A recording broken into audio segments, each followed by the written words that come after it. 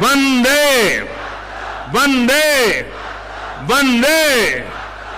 भाई और बहनों, ये उद्घोष इसलिए करना पड़ रहा है क्योंकि देश में कुछ लोगों को इससे भी तकलीफ होने वाली है।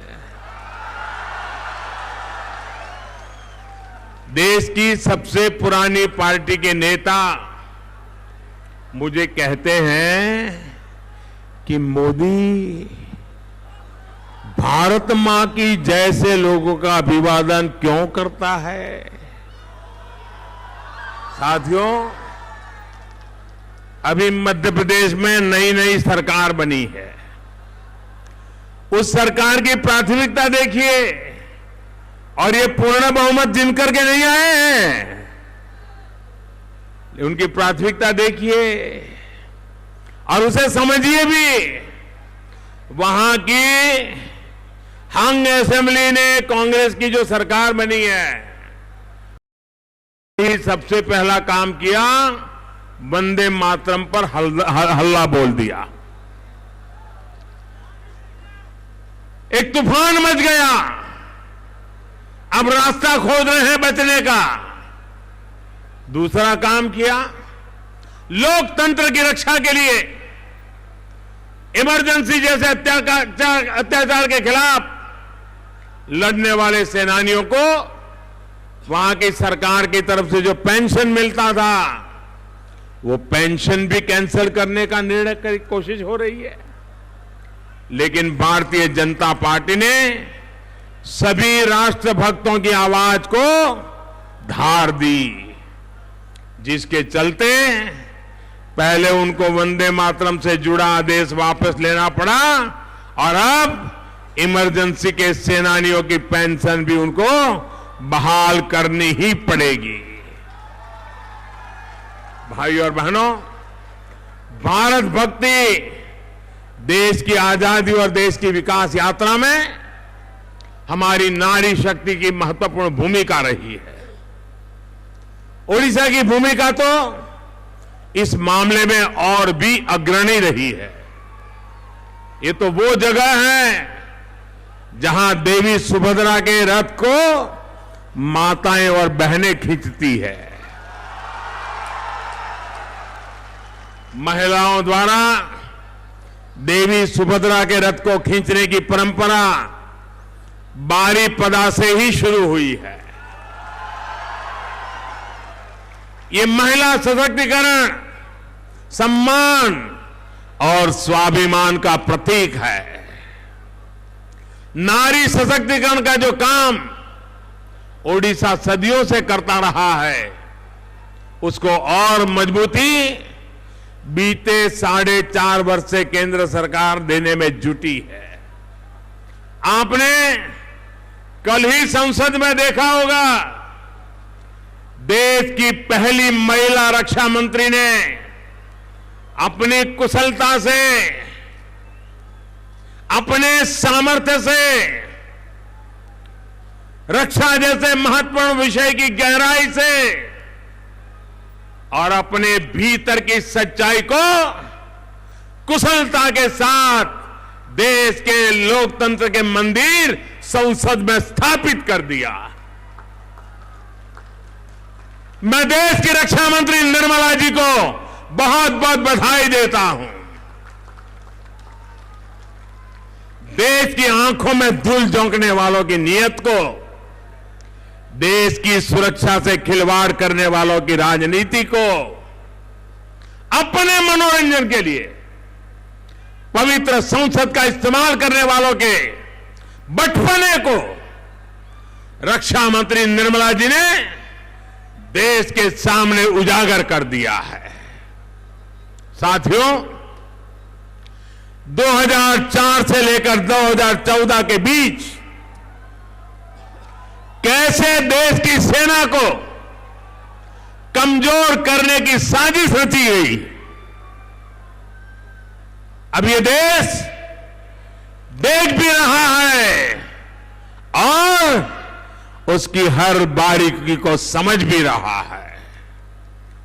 अब जब हमारी सरकार उनके साजिश के जाल से देश की सेनाओं को बाहर निकाल रही है, तो हम उनको कांटे की तरह चुभने लगे हैं, हम उनको खटकने लगे हैं।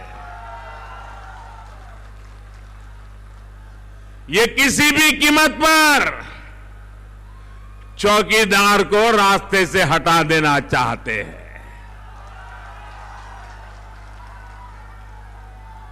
चोरों की जमात कहीं पर भी, सोसाइटी होगी, फ्लैट होंगे, कारखाना होगा, मोहल्ला होगा, चोरों की लोग सबसे पहले चौकीदार को हटाने का ही षड्यंत्र करते हैं। जब तक चौकीदार है, चोरों की दाल गलती नहीं है।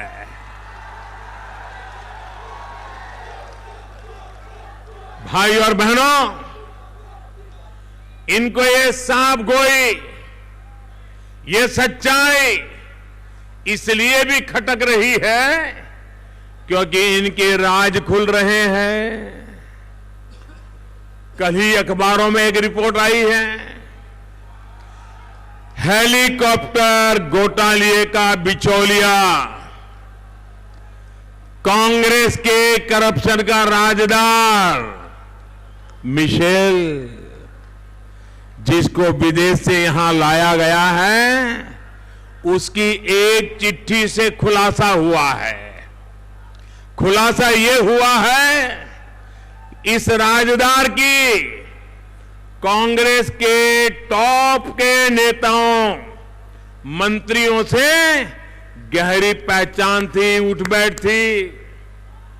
प्रधानमंत्री कार्यालय में कौन सी फाइल कहां जा रही है, इसकी उसको पल पल पल प्रति पल की जानकारी रहती थी। संभवतः जितनी जानकारी खुद प्रधानमंत्री को नहीं होती थी, उससे भी ज्यादा जानकारी उस जमाने में बिचौलियों को रखा करती थी।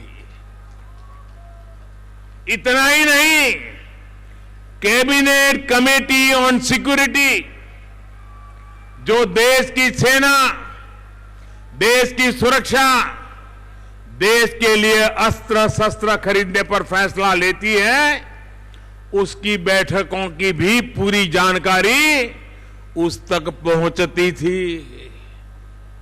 इसी जानकारी को वो विदेशों तक पहुंचाता था।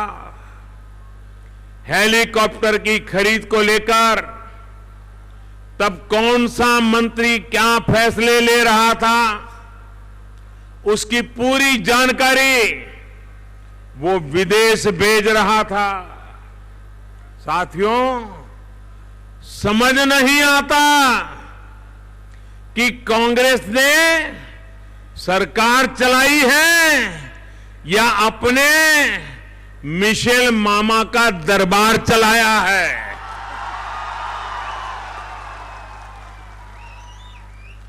मैं आज स्पष्ट कहना चाहता हूं, देश के बजाय बिचौलियों के हितों की रक्षा में जिसकी भूमिका रही है, उनका पूरा हिसाब जांच एजेंसियां करेगी, देश की जनता करेगी।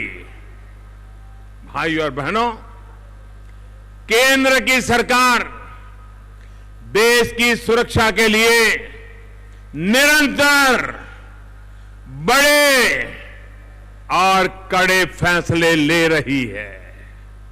आप मुझे बताइए, ऐसे फैसले लेने चाहिए कि नहीं लेने चाहिए?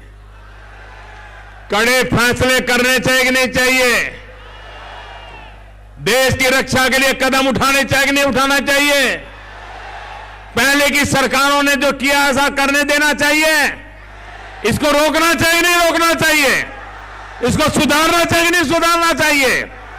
जिन्होंने सेना के साथ अन्याय किया है, उनको भी कटघरे में खड़ा करना चाहिए कि नहीं करना चाहिए? भाइयों बहनों, मैं आपको विश्वास दिलाता हूं, कानून किसी को नहीं छोड़ेगा।